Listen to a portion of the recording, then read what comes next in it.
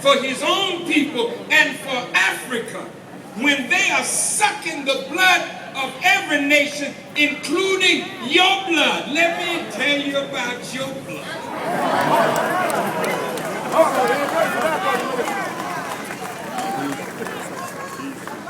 You think the Federal Reserve Bank is government owned?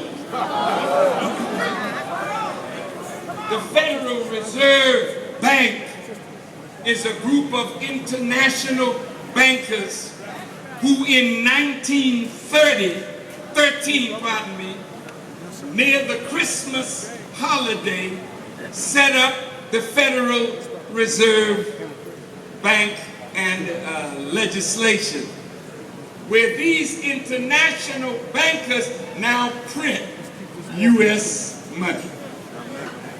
Now, listen to me good now. When they were set up in 1913, America's debt was a little over $1 billion.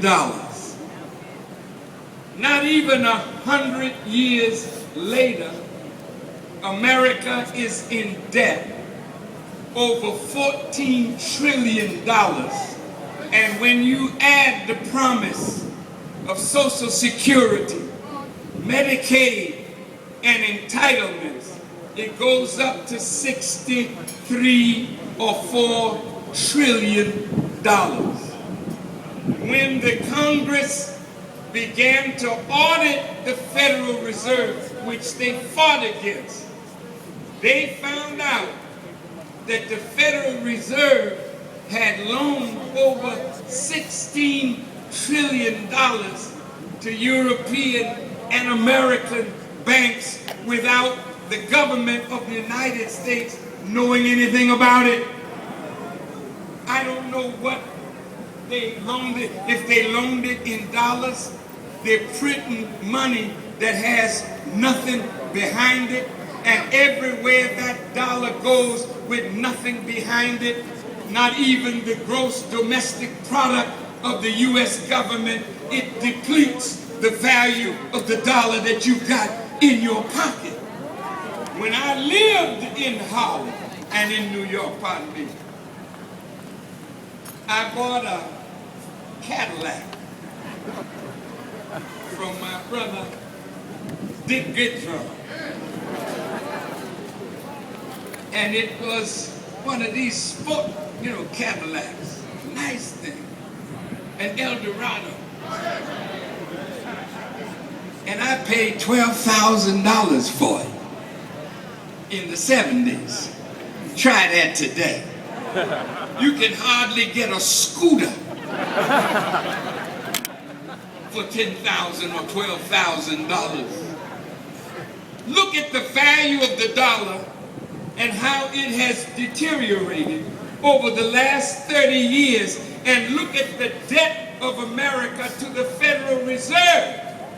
And right now, the payment on the debt is almost equal to what the government brings in taxation.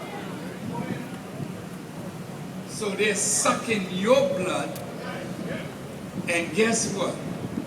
The Honorable Elijah Muhammad said soon you would see men lighting their cigars with $1,000 bills that have no more value. What will you do when the dollar falls? What will you do when they start cutting back on your unemployment benefits? What will you do when they cut out food stamps and the things that we have depended upon? How will you react? Will you come out in the street like you see in Great Britain when they're closing down schools and setting up more policemen? In New York, in Chicago, teachers out of job, police increasing in job. What do they expect?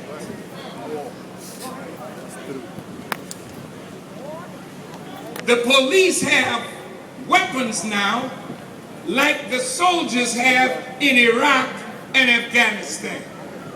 Look at the way they're dressed when they come out to quell a riot or disturbance. They look just like the soldiers overseas. They have armor-piercing bullets now. They have stun bombs that they just throw and come on in on you. They're ready. So when you decide to break out in the street and act the fool, they've been trained by Blackwater. In all the major cities in America, the police are trained by mercenaries. And you have a group that will serve and protect, but you've got another group that is just there to kill.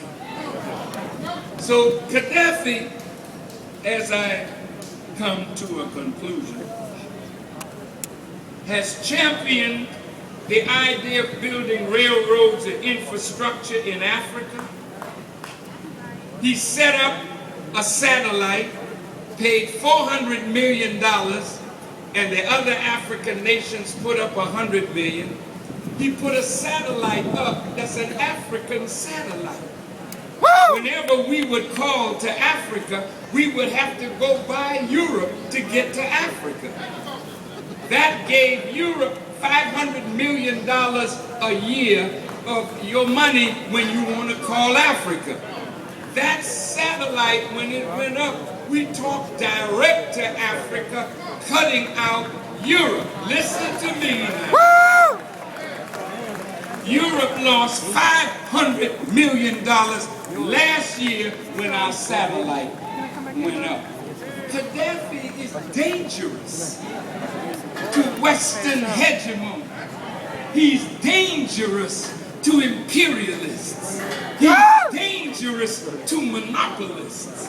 He's dangerous to the Western oligarchy that wants to suck the resources of the world to a small group of international bankers and thieves. Let me tell you what else he did.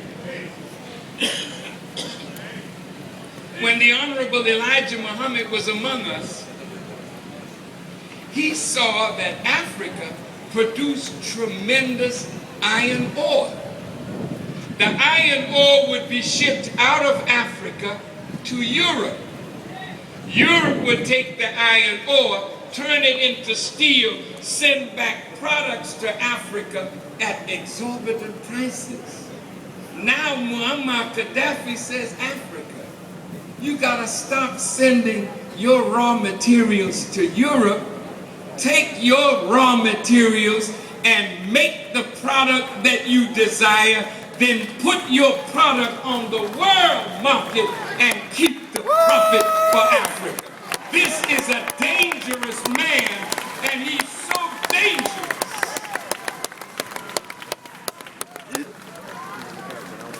that they feel he must be destroyed. So now, the killing of his son, his grandchildren, the constant bombing, what's that all about?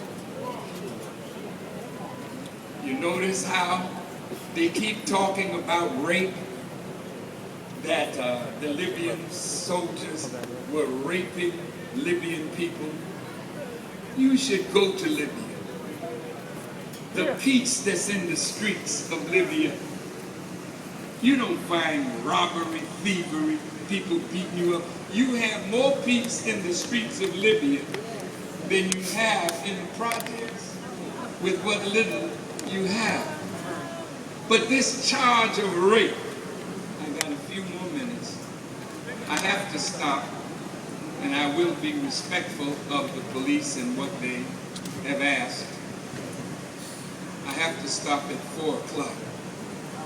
That's 20 more minutes from now, unless they give me 5 or 10 more minutes, but I ain't asking. I just stop. But I need to wrap this up. Did you know that according to NPR, a 2004 study found that 71% of the